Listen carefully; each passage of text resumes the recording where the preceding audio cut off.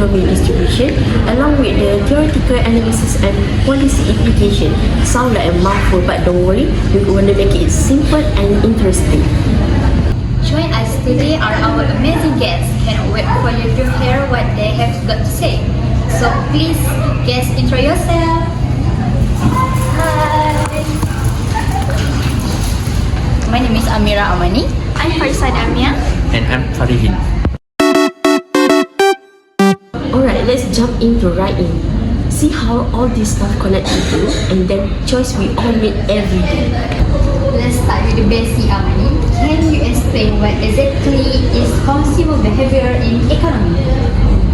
Okay, Leah. Before we dive into our topic, I think it's important to first understand the theory of consumer behavior because it really helps us to make sense of why people buy what they buy. Okay, basically, this theory looks at how individuals and households decide to spend their money at different goods and services. Yeah. It takes into account not just prices of things, but also personal preference, income levels, and even social influence. At the end of the day, it's all about how people try to get the most satisfaction or what they call utility from what they can afford.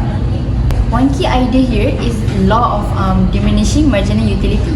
It sounds a bit technical, but it just means that the more you consume something, the less satisfaction you get from each extra unit. Like the first slice of pizza is amazing, but by the fifth or sixth, it's just not as exciting anymore. So this theory also explains how external things like the economy, marketing, or even peer pressure can influence our choice. Whether we are being careful with spending or giving into impulse buys, there are always a mix of personal and external factors shaping our decisions. So with that in mind, let's get into our topics today, where we will explore in total utility versus marginal utility and consumer equilibrium. So like Leah, do you know anything about this topic?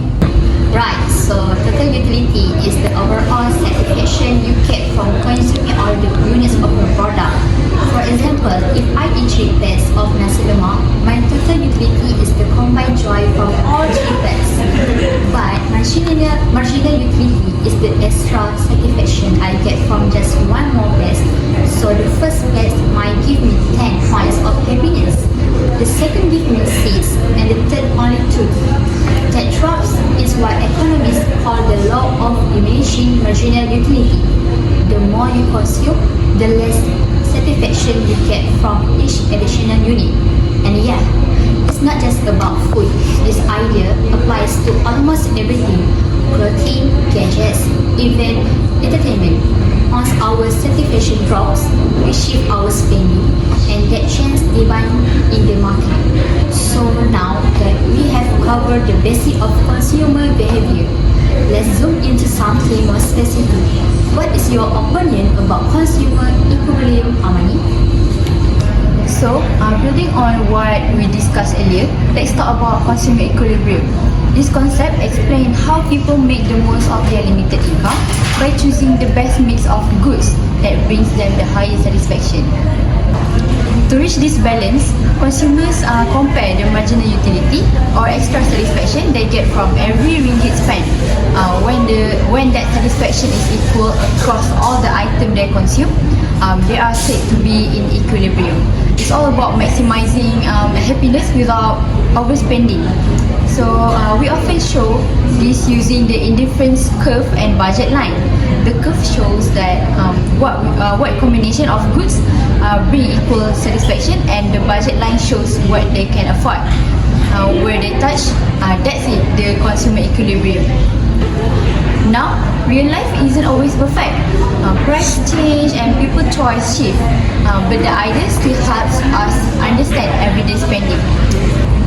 There are also a few key factors that influence this balance, especially here in Malaysia. First, income level. Like we know, higher income groups can spend more on non-essential, while lower income households focus on necessities. Second, government subsidies. Government subsidies usually help make essentials like food or cooking oil more affordable, which can make shifting the budget line and helping people reach the equilibrium. And lastly, rising costs. As we know, inflation or price hikes cause people to adjust their spending and often changing what they can afford and what bring them satisfaction. So that is what I can understand from consumer equilibrium. So Farisa, in topic theory of economic distribution, do you know about other number of factor of production? First up, rent. Is it just about house payment? No, rent is money paid to use something valuable. First, land rent. Farmers in Cameron Highland pays more very fertile land. Next, skill rent. People can earn rent too. If you are a super skilled programmer in KL and companies pay you more, that extra money is like a rent for your rare skills. Next, profit, just extra money. Kinda. There are two types. Normal profit, enough to keep business running. Extra profit, business money for being smart or lucky, like inventing a viral app. So profit is like price for trying. Exactly. No risk, no extra profit. Why do banks talk about interest so much? Because it's the cost of borrowing or reward for saving. If you borrow, you pay extra. For example, housing loan. And if you are saving, bank pays you. So if interest goes up, Savings grow faster, but loans get expensive. now I get it. Thanks. Asha, you seem so interested. Do you know anything else about this topic? Yes, in a perfectly competitive market, which are based on marginal productivity, we know how much extra value our worker bring. We do an MVP, the extra output from the one worker, MPR, the value of the output. So, MVP, multiple price. Firm hire worker under MVP equal to wage. If MRP is higher, they hire more. If it's lower, they stop. So your wage depends on how useful you are to the company. So we have 5 factors affect the wage. 1, productivity. 2nd, demand of worker. 3rd, supply of worker. 4, wage equilibrium. 5, government and policy or economy. Let's dig into the policy side, Fardi. What kind of government policy can improve consumer behavior and economy discussions? There are some policy and economic strategy that can be implemented by our government. One of which is a progressive step. That's when income earners get high tax rate. There are also a fiscal policy where the government try to influence the country economy through taxation and government spending. One example is during deflation. The government will decrease the tax to increase people buying power. Most of the talking about way to change wage fairness, development and optimize profit distribution.